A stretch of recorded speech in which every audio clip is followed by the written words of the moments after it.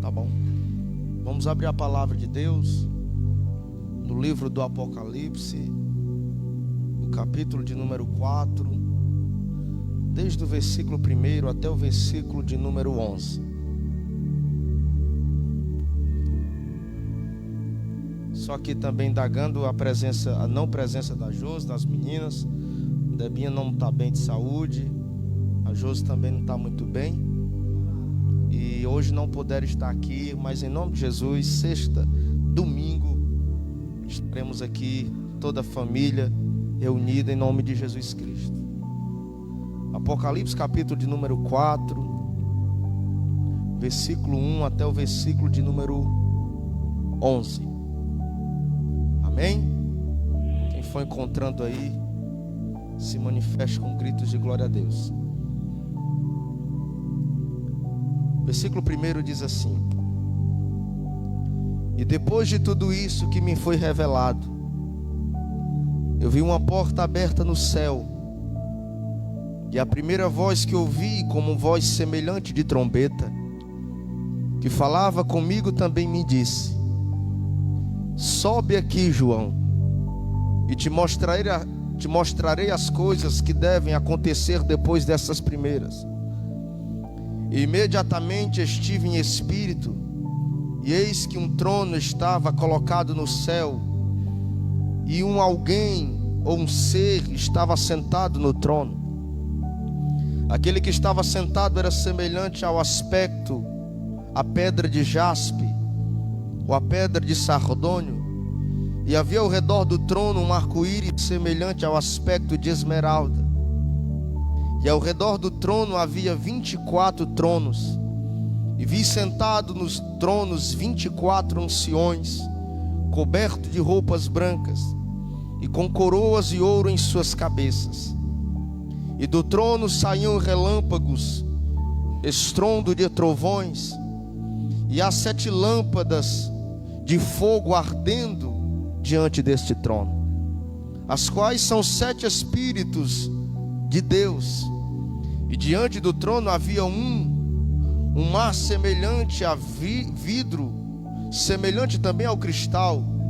E no meio do trono, ao redor do trono, 4 seres viventes cheios de olhos, por diante e também por detrás.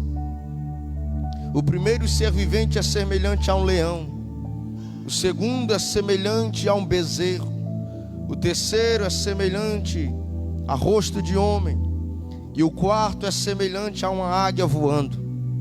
Os 4 seres viventes tinham cada um 6 asas, ao redor e por dentro estão cheios de olhos. Eles não cessam durante o dia de dizer: Santo, Santo, Santo é o Senhor Deus, o Deus Todo-Poderoso, o que era, o que é e o que há de vir.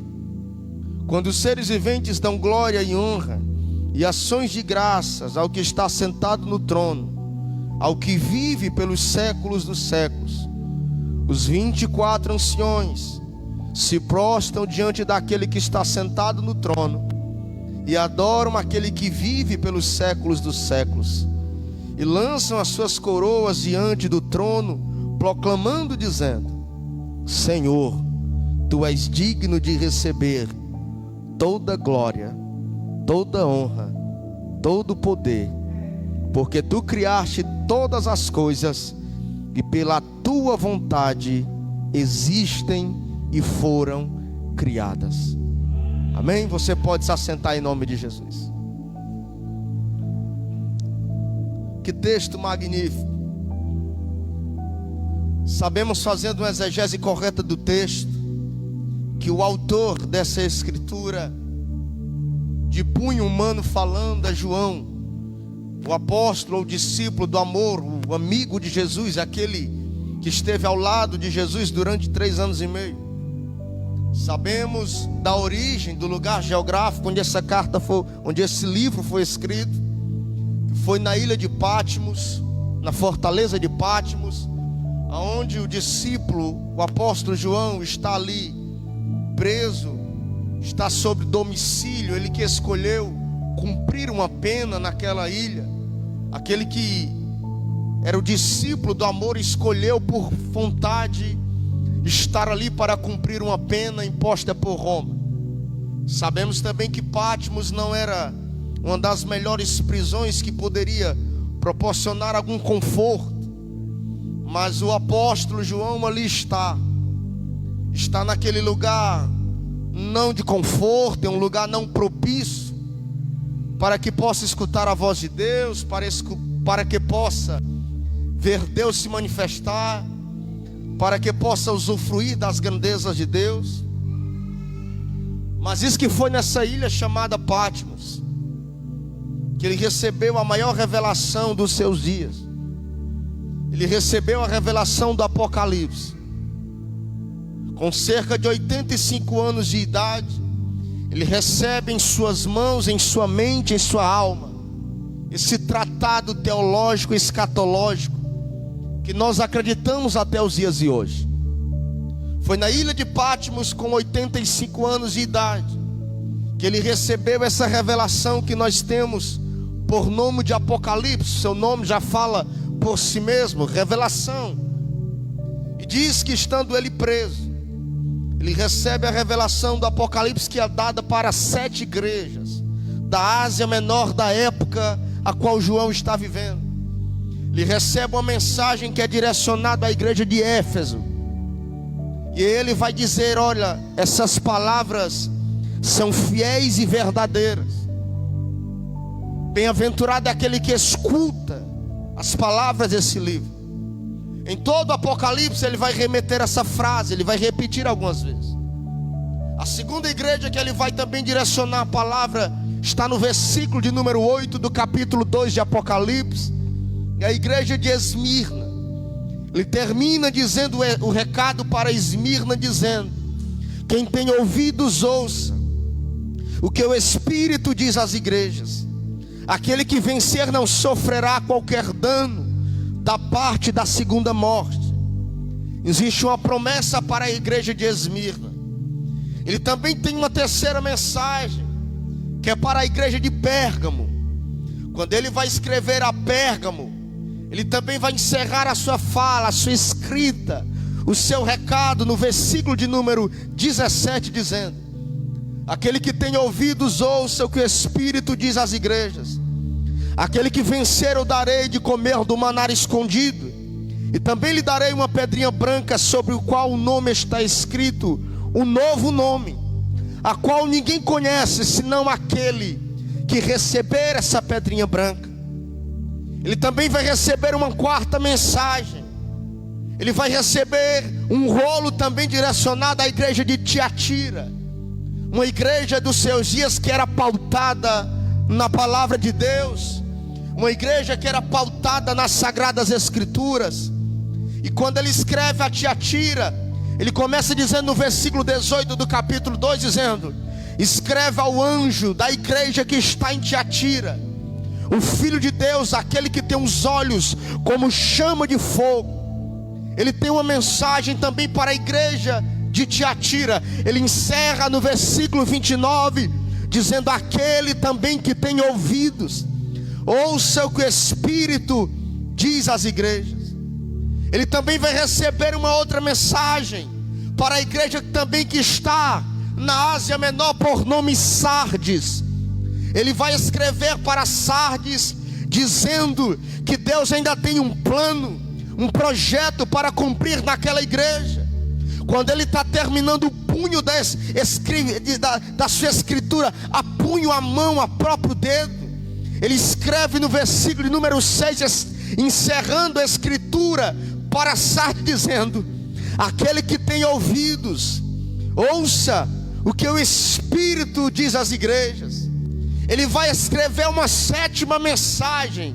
Você vai entender onde eu quero chegar. A última mensagem que ele vai escrever é para Laodiceia. Ele escreve para Laodiceia, dizendo que Laodiceia precisa se arrepender, que Laodiceia precisa voltar ao princípio, à essência, ao início de tudo. Não é à toa que no versículo de número 20 do capítulo 3 de Apocalipse, nós sabemos, é muito conhecido. É para Laodiceia que ele escreve a punho que Deus revelou a ele, dizendo: eu já estou à porta há muito tempo. Eis que eu já estou à porta, batendo, querendo entrar. Eu estou com a mão na maçaneta. Eu já me aproximei de tua casa. Eu já acertei o endereço da tua parentela. Eu já sei, Laodiceia, aonde tu se encontra. Laodiceia, eu sei o estágio a qual tu está vivendo. Eis que estou à porta e bato. E se tu abrir a porta, eu entrarei. Eu ceiarei contigo e tu também ceará comigo. Aí ele vai encerrar o recado para Laodiceia no versículo de número 22. Ele vai encerrar o rolo dizendo: aquele que tem ouvidos, ouça o que o Espírito já tem falado às igrejas. E é esse mesmo Espírito, que está revelando João o Apocalipse.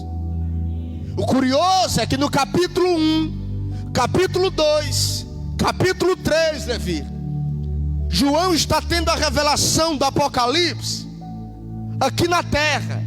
Ele está vendo, irmão Marquinhos, o que vai acontecer na terra, da terra. Ele não foi arrebatado aos céus. O capítulo 1 de Apocalipse, capítulo 2, capítulo 3, ele está tendo a revelação do Apocalipse na terra. Ele está tendo visão de coisas que vão acontecer no meio da igreja, no meio da humanidade, em tempos vindouros. Só que ele ainda está com seus pés fitos ainda nessa terra. Quando nós chegamos ao capítulo de número 4, João agora vai ser arrebatado para o mundo espiritual. Ele não vai ver mais as coisas que aconteceram na terra, com seus pés ainda aqui nessa terra, nesse mundo. Ele vai ser levado para um lugar secreto. Ele vai ser levado para um lugar espiritual.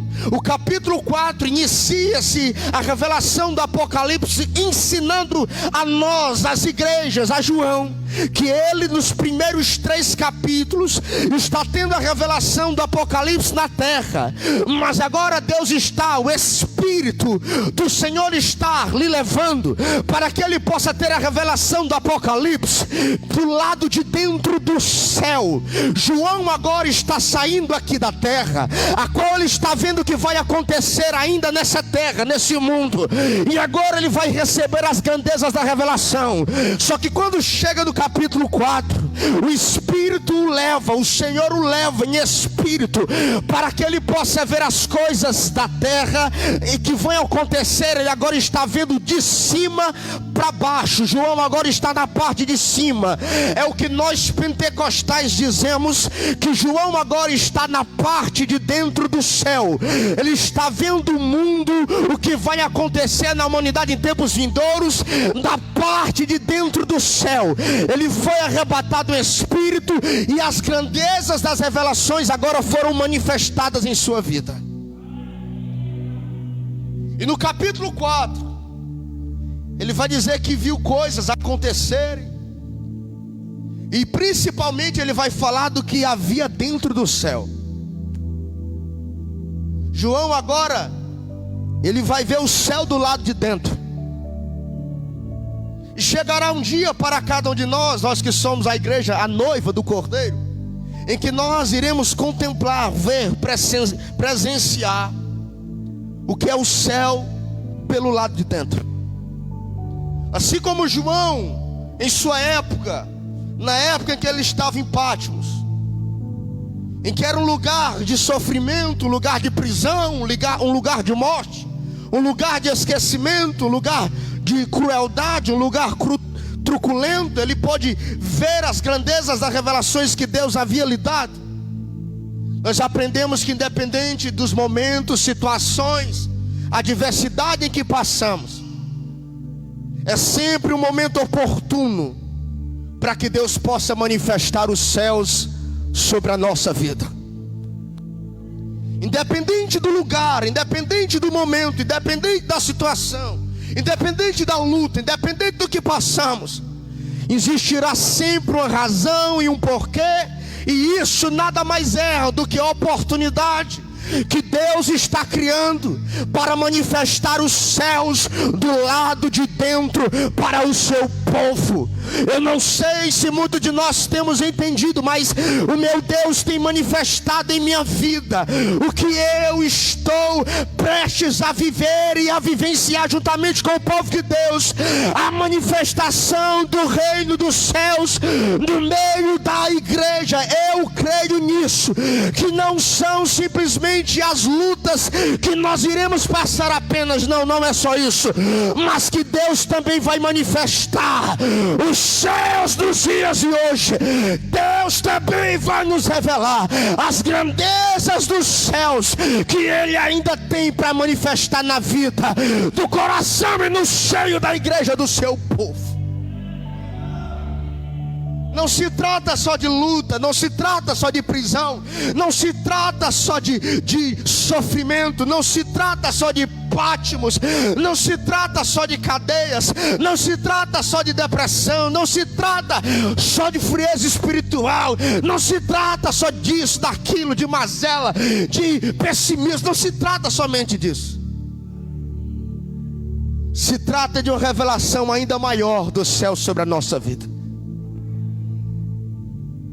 E tem época que a gente está assim, épocas que a gente está como João. A gente é filho de Deus, a gente já andou com Ele, somos amigos dEle, já vivemos e vivenciamos revelações profundas como João viveu. Mas a gente está preso. E o que nos resta humanamente falando, oticamente falando, não é aquilo que nós almejamos viver, ou que nós esperávamos, ou que nós desejávamos encontrar no futuro bem próximo.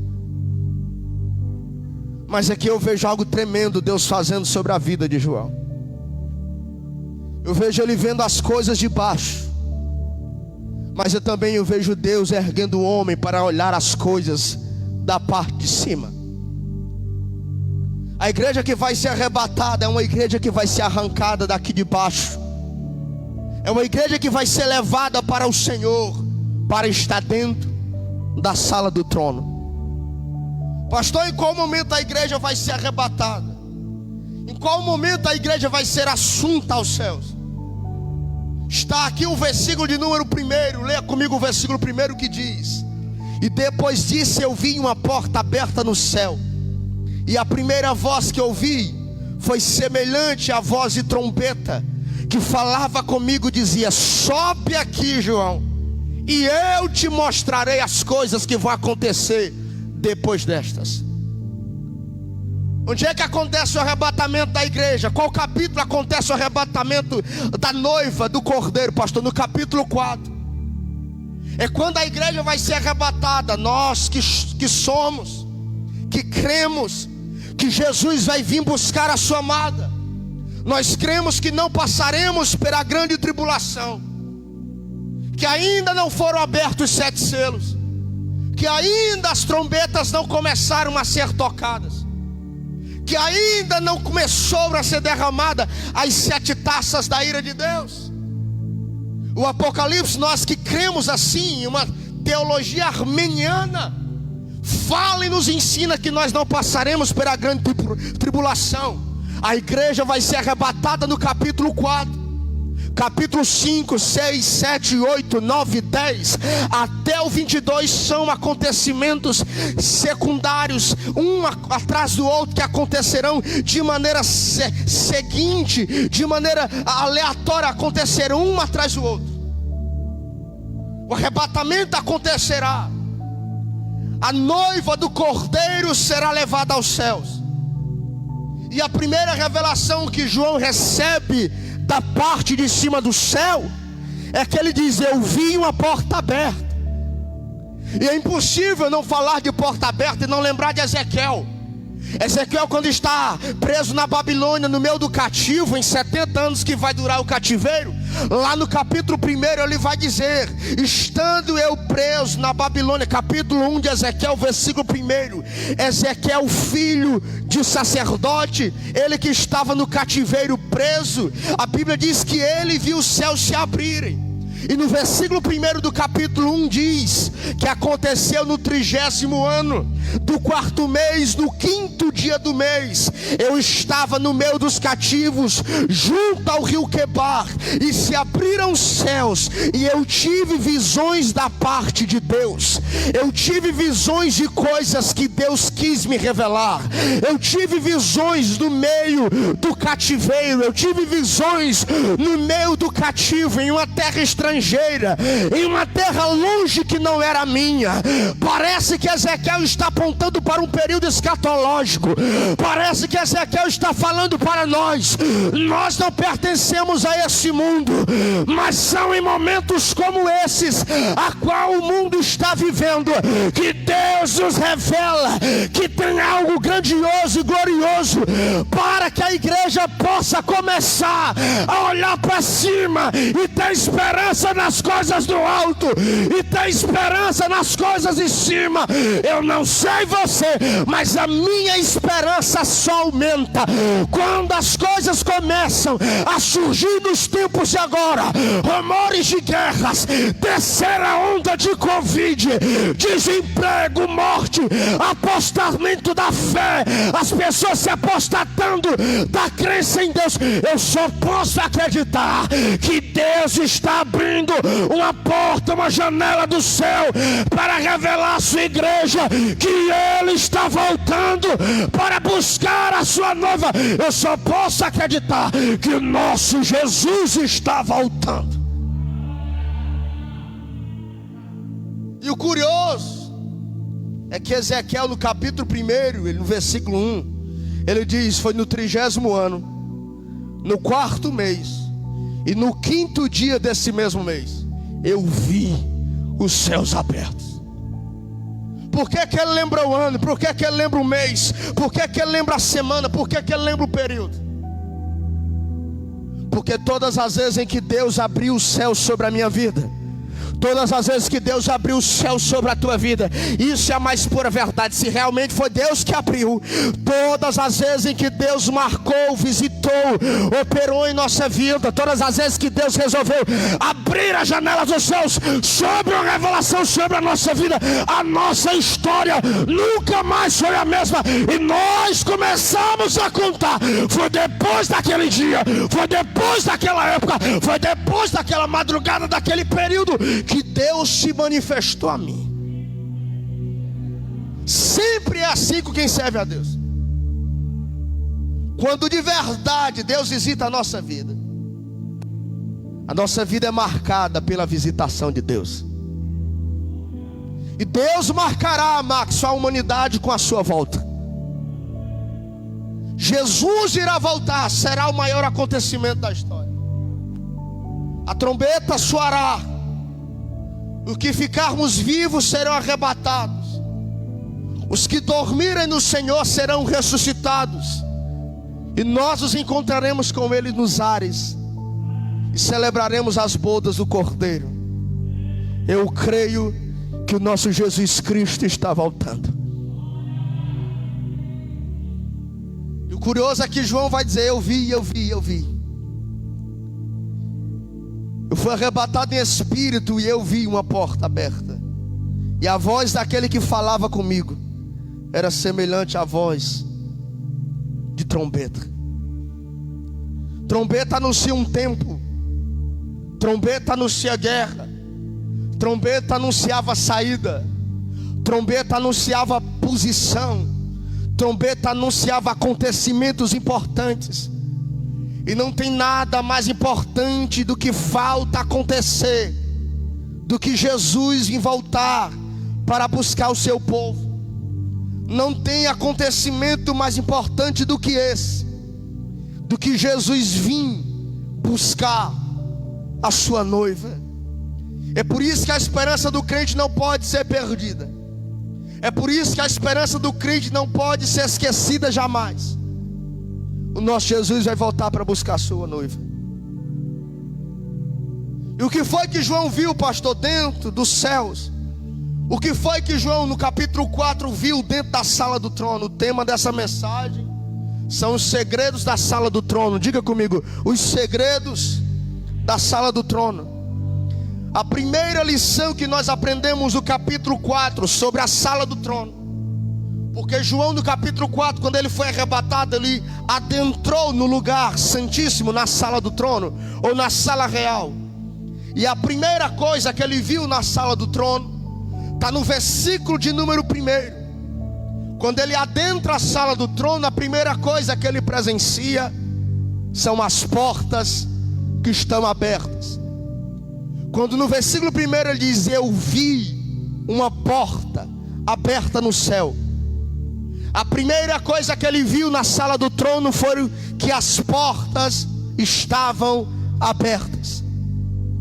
E não existe mais empecilho para que a igreja possa adentrar na sala do rei, na sala do banquete, na sala onde nós iremos adorar e conhecer o Senhor, que nós tanto servimos, confiamos e esperamos até o tempo de agora.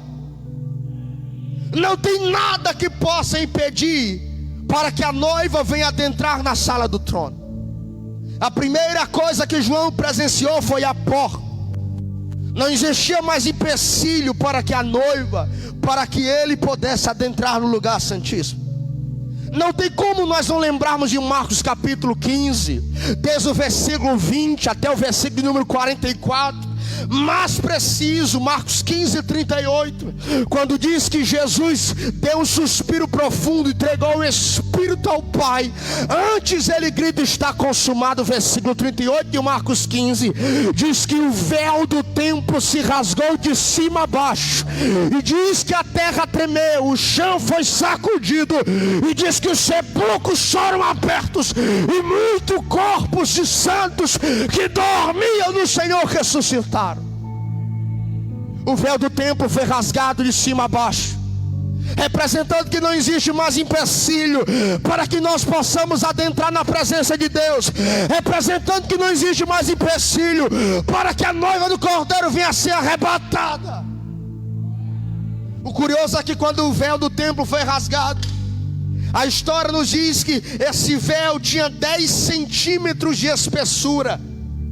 É chamado de véu, mas era uma cortina. Tinha 10 centímetros de espessura, 4 polegadas também de espessura, se for para medir, mudar o tamanho da medida, ou 10 centímetros de espessuras, ou 4 polegadas de espessura, de largura. Tinha 18 metros de altura, 9 metros de largura e 600 quilos era o seu peso. Agora olha o que Eusébio de Cesareia diz: que para rasgar aquele véu era necessário uma junta de bois.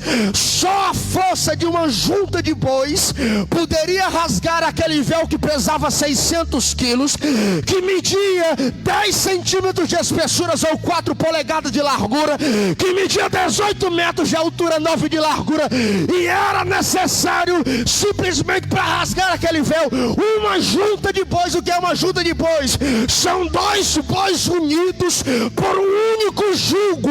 Era necessário uma junta de bois. Só que o curioso é isso, que não foi preciso nenhum boi, ou nem a força de um boi, ou nem uma força humana rasgar o véu do templo. Pelo contrário, foi necessário a força de um cordeiro santo, de um cordeiro imaculado, de um cordeiro limpo, de um cordeiro obediente. Ele sim, não foi a força de um boi, não foi a força de um leão. Ele virá como leão, mas ele morreu como cordeiro. Foi a força de um cordeiro, foi a força de obediência, foi a força da submissão que rasgou o véu do templo. E agora a igreja pode adentrar na presença pelo poder do sacrifício do cordeiro manso e obediente até a morte. Não foi pela força bruta, foi pela força de um cordeiro manso, delicado e obediente. Diga para quem está do teu lado: não precisa muita força, basta só ser santo e obediente. Quem é santo é obediente. Jesus é a maior prova de amor. Jesus é a maior prova que o amor que existia nele, que o amor que existe em nós é a maior força que existe no mundo. Jesus, quando morre na cruz, como um cordeiro, vencendo a força de uma junta de bois, que era o suficiente para rasgar o véu do templo, Ele está dizendo que o amor é a maior força que o mundo pode usar para destruir aquilo que é impedimento para nós nos aproximarmos de Deus. O amor nos aproxima de Deus. É como disse o apóstolo Paulo em 1 Coríntios 13: o amor tudo suporta. O amor nunca se acaba. O amor não é paixão, não é amizade. 1 Coríntios capítulo 13: o amor tudo suporta. O amor nunca acaba. O amor é paciente. O amor é bondoso. O amor não é invejoso. O amor nunca se envaidece. Você já viu aquela pessoa que diz: eu tenho amor, eu amo demais. Tá, com uns meses atrás nós fomos fazer uma visita, fizemos uma oração em uma família, em uma casa. Tinha uma moça que foi lá participar dessa oração. Quando eu perguntei a ela se ela queria se entregar a sua vida a Jesus, ela disse: não, eu já sou boa, eu já ajudo, eu já faço isso, eu já estendo a mão, eu sou melhor até do que muitos crentes. Eu disse: isso aí é verdade, mas eu tenho amor.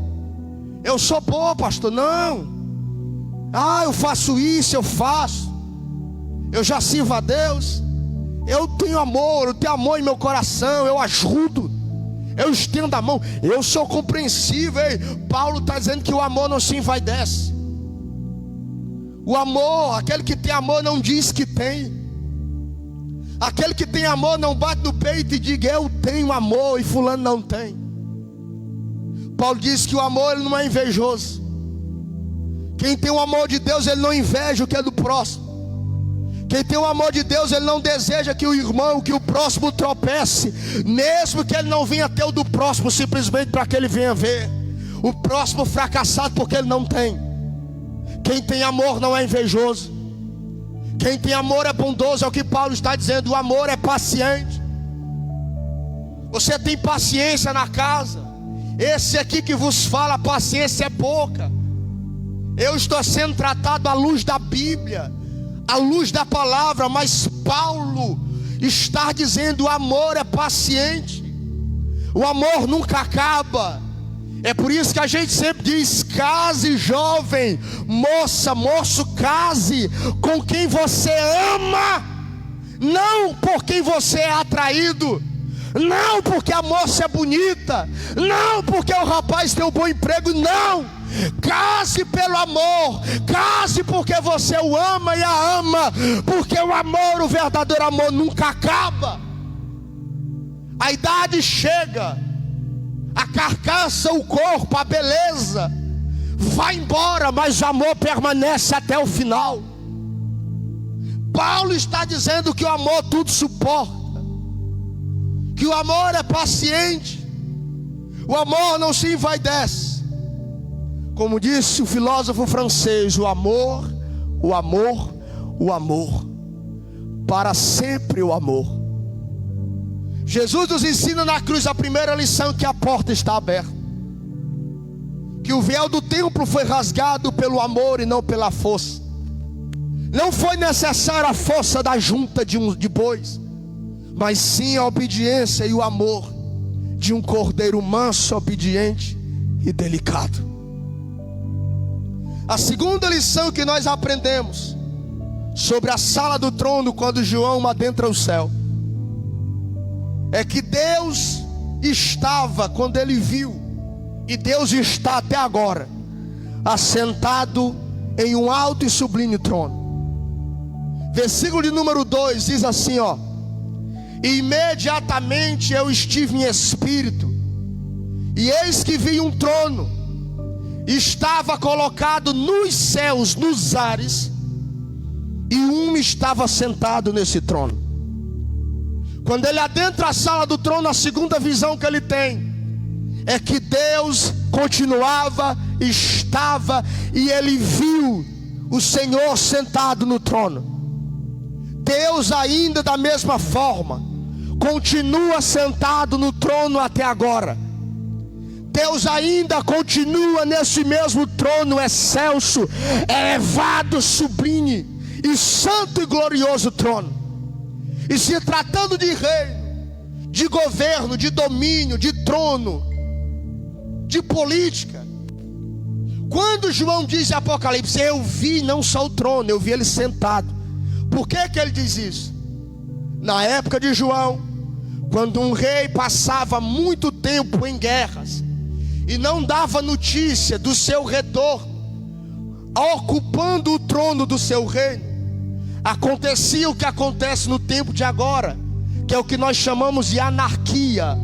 Anarquia, se tratando de política, de reino, de trono, significa golpe, significa não se submeter ao governo, não se submeter à autoridade. Anarquia também aponta para oposição. Anarquia também remete à bagunça. Anarquia também aponta para desorganização de governo. Quando João diz, eu vi o trono, mas o trono não estava desocupado. Eu vi alguém assentado no trono. João está dizendo, no céu não existe espaço para que um golpe seja dado na sala do trono. O trono já está ocupado. O trono está ocupado por alguém que já está, e sobre ele exercido todo poder, domínio e honra e glória seja dado àquele que já está assentado no trono. Embora o mundo esteja em caos, embora o mundo esteja em bagunça, o nosso Deus continua no trono. Não existe mais espaço para anarquia no céu. Ele disse, eu vi que ele estava sentado no trono. Sabe o que eu aprendo com isso? Por mais que o mundo esteja do jeito que está, Deus continua no trono.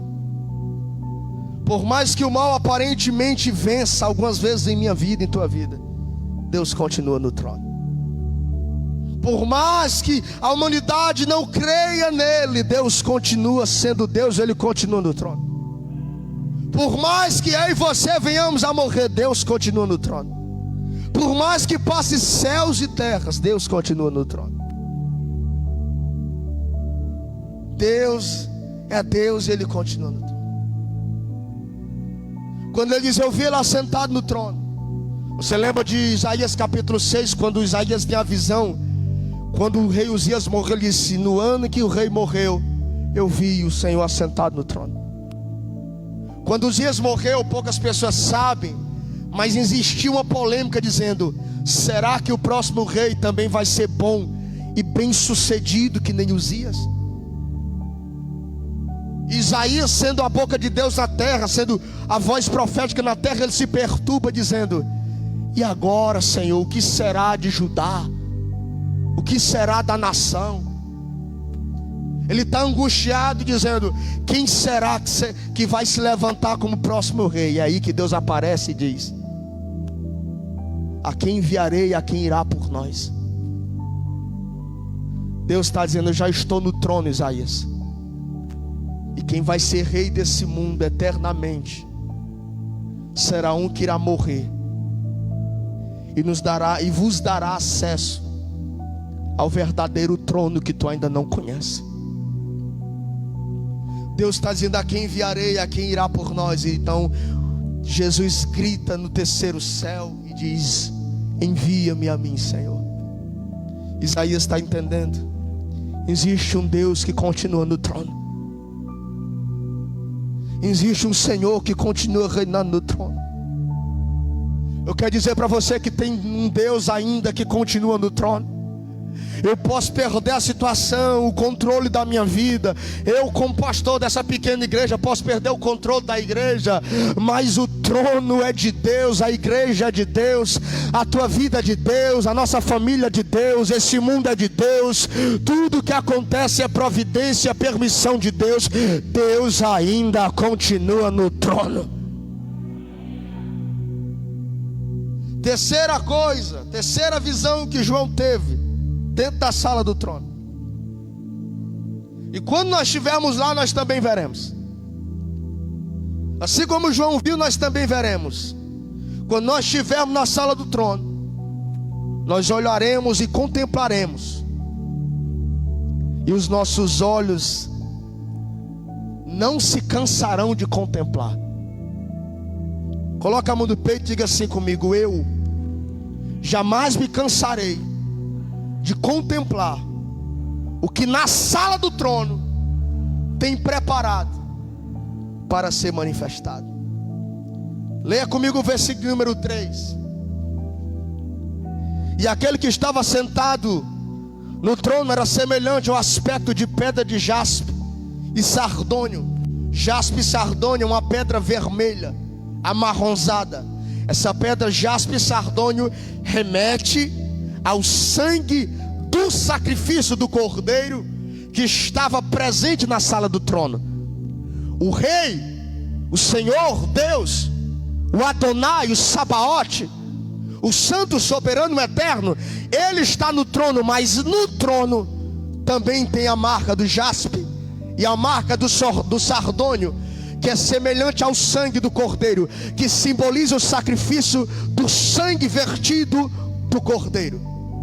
E lá na sala do trono, quando nós tivermos a terceira lição, nós iremos contemplar, e os nossos olhos não se cansarão de enxergar, de contemplar aquilo que tem na sala do trono. Continuamos o versículo: semelhante a jaspe e a sardônio, e vi também ao redor do trono um arco-íris semelhante ao aspecto de esmeralda. Diga comigo: esmeralda. Esmeralda, nós sabemos que é uma pedra de muito valor, de cor verde. E olha que curioso, foi descoberto, a ciência descobriu há muitos anos atrás, e o Conselho Nacional de Oftalmologia dos Estados Unidos, o Conselho de Oftalmologia dos Estados Unidos, sabe o que ele descobriu há 30 anos atrás? Que a cor verde é a única cor que não cansa a vista. Quando João está dizendo eu vi um arco-íris ao redor do trono, semelhante à esmeralda, eu vi um arco-íris de cor verde, ele está dizendo eu vi, fiquei olhando, contemplei o que ali estava, e os meus olhos não se cansaram. O Conselho de Oftalmologia americano já descobriu que a cor verde é a única cor que não cansa a vista. Quando você fica olhando para dentro daquela luz, daquele foco de luz que ali está sobre seus olhos.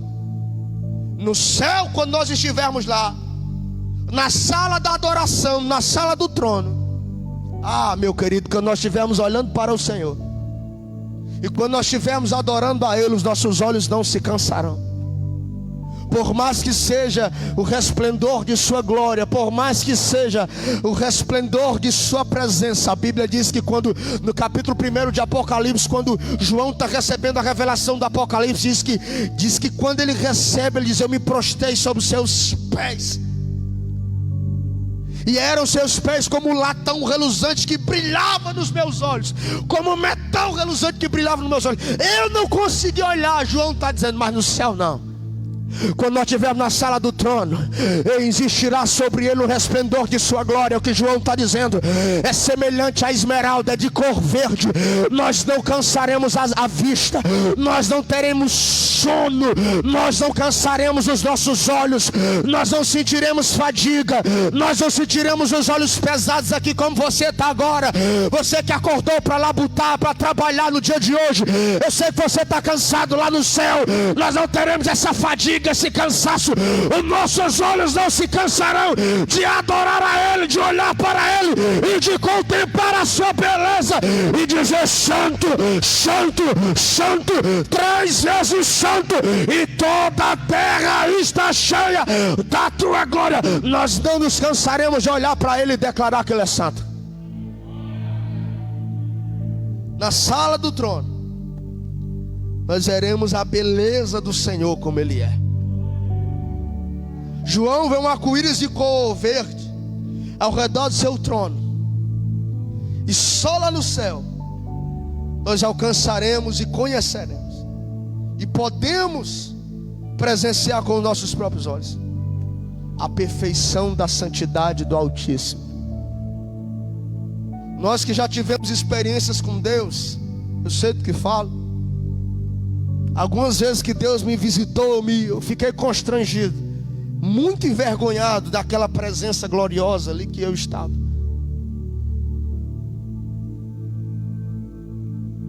Mas lá no céu nós iremos poder olhar para a sala do trono, porque no céu não tem mácula, não tem mancha, não tem pecado. E nós olharemos para Ele, e nós poderemos ver a perfeição da sua santidade. Nós iremos poder presenciar como é o nosso Senhor. Nós o adoraremos e olharemos para Ele. Os nossos olhos estarão fitos na pessoa dEle, nós não nos cansaremos. Os nossos olhos não se fadigarão, nossos olhos não serão cansados como os nossos olhos são agora. O verde do seu resplendor, do aspiral que está sobre o seu trono, nos atrairá para que nós possamos olhar para Ele e dizer: valeu a pena estarmos aqui na sala do trono. Valeu a pena estarmos aqui na sala do Cordeiro. A quarta visão que João teve na sala do trono, quando ele adentra a sala do trono, fica de pé em nome de Jesus. Diz que na sala do trono ele viu um fogo ardendo continuamente diante do trono. Lá na sala do trono existirá fogo, um fogo ardente perante o altar, não tem altar, perante a sala do trono. Onde é que está isso? Está no versículo número 5, que diz: e do trono saem relâmpagos e estrondos e trovões, e havia 7 lâmpadas de fogo ardendo ou ardente diante do trono. Olha o que a Bíblia diz, não diz que a expressão forte aqui, fogo ardente, está apontando para um fogo que arde e não para um fogo que queima. Quando a Bíblia diz que na sala do trono existe fogo ardente, o texto é bem claro e explícito. Diz que ardia, e há uma diferença em arder e queimar. Queimar fala de destruição, queimar fala de cinza, queimar fala de sacrifício. E lá no céu não existirá mais altar quando a igreja for arrebatada. Lá no altar não existirá mais sacrifício. O cordeiro já foi sacrificado desde a fundação do mundo. Mas lá no altar, lá no céu não existirá mais altar. Lá no céu não precisará mais de sacrifício. A expressão que o versículo 5 dá é um fogo ardente. E para que serve um fogo que arde? Um fogo que arde serve para aquecer as pessoas que estão no ambiente. Um fogo ardente serve para aquecer as pessoas que ali estão na sala do trono. Quando nós estivermos adorando a Deus, existirá esse fogo ardente que aquecerá a nossa alma, nosso espírito glorioso transformado, e nós estaremos perante a Ele totalmente livre, sem cansaço, desimpedido, e com uma sensação de conforto, que só os 7 Espíritos de Deus pode nos dar, que é a sensação da nossa alma sendo queimada, sendo incendiada, sendo totalmente preenchida pelo ambiente de adoração que lá tem. Fogo ardente na Bíblia aponta para a iluminação, claridade. Aponta para acender a casa, iluminar o ambiente. Lá no céu, o fogo arderá, o fogo ardente. O ambiente será iluminado, será limpo, será claro, para que nós viemos compreender as grandezas das revelações que nós tanto aguardamos. O céu há de ser revelado para a sua noiva. Há quem diga que o maior descobrimento da humanidade foi o homem ter chegado à lua, mas isso não é nada. Descobriram agora como chegar em Júpiter, descobriram agora como chegar em Marte, mas se tratando da noiva do Cordeiro, Deus nos levará para a sala do trono e nos mostrará aquilo que ainda não foi revelado, aquilo que ainda não subiu o coração do homem, aquilo que o ouvido ainda não ouviu, aquilo que os nossos olhos ainda não alcançaram. É o que Deus tem preparado para a noiva do Cordeiro. O ambiente já está preparado, a mesa já está posta, o nosso Cristo está voltando. Diz que também ele vê no céu, versículo 6: diante também desse mesmo trono eu vi um mar grande, um mar de vidro semelhante ao cristal. Pastor, lá no céu o mar é de vidro, é de cristal, azul é de ouro, não tem nada a ver com isso. Ele está dando uma comparação, é o que a língua portuguesa chama de figura de linguagem. E quando ele diz eu vi um mar de cristal, eu vi um mar grande, um mar de vidro. Mar na Bíblia significa nações, povos.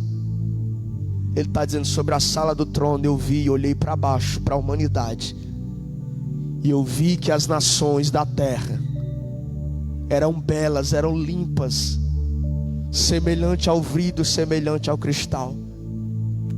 É bem verdade que aqui está falando do milênio depois de Cristo, depois do grande trono branco, a qual Satanás vai ser julgado, e as nações da terra, depois da batalha do Armagedon. Ele viu a terra restaurada. Eu creio que Jesus está vindo para nos buscar. Eu creio que a eternidade é a garantia da igreja. Eu creio que a eternidade está nos esperando. Eu creio que a grandeza das revelações que Deus ainda há de nos mostrar na eternidade com Ele, as galáxias, as constelações, essa terra restaurada, é o que Deus tem preparado para a sua noiva. Coloque a mão no peito, curva a tua cabeça, vamos fazer uma oração. Maravilhoso Deus, nós exaltamos o teu nome, bom Pai, porque até aqui o Senhor tem nos dado essa fiel esperança de que o Senhor vai voltar, de que o Senhor vem nos buscar. E nós temos, Senhor, cerrada, fincada em nossa alma, que a eternidade é a nossa garantia. Que tudo que nós viemos alcançar aqui, Senhor, seja casa, seja emprego, seja amigos, seja terreno, seja viagens, seja iates, tudo é vaidade. Mas a eternidade, Senhor, é certo. A eternidade é nossa garantia. E isso alegra a minha alma, Senhor, porque eu sei, Senhor, que a nossa alma anela, almeja de maneira esperançosa a tua volta para nos buscar. Nós podemos, Senhor, até ousar e cantar como João cantou preso: Maranata, Maranata, Maranata. Ora vem, Senhor Jesus, venha nos buscar, Senhor. Nós não nos conformamos, Senhor, em viver aqui simplesmente com as grandezas do que nós estamos vendo, do que estamos vivendo e usufruindo. É pouco. A eternidade, Senhor, a nova Jerusalém que vai ser estabelecida nessa terra, onde nós iremos morar na eternidade, Senhor, em uma nova terra, em um céu restaurado, é o que nós esperamos de tua parte. O Senhor mesmo disse para Pilatos em João capítulo de número 18: o meu reino não é desse mundo. Nós esperamos pelo teu reino. Com fé, feche os seus olhos. Pai nosso que estais nos céus, santo, santificado, 3 vezes santo é o teu nome. Que venha sobre nós e em nós o teu reino. Que seja feita a tua vontade aqui na terra, como também aí nos céus. Ajuda-nos, Senhor, a perdoar as nossas dívidas, como o Senhor também tem nos perdoado. Senhor, teu é o poder, teu é a glória, teu é o domínio para todo sempre. Ajuda-nos, Senhor, a estar contigo, Senhor, na eternidade, na sala do trono. Ainda, Senhor, que a humanidade não creia, ainda que a mídia não creia, ainda que o ímpio não creia, o Senhor continua no trono. Obrigado.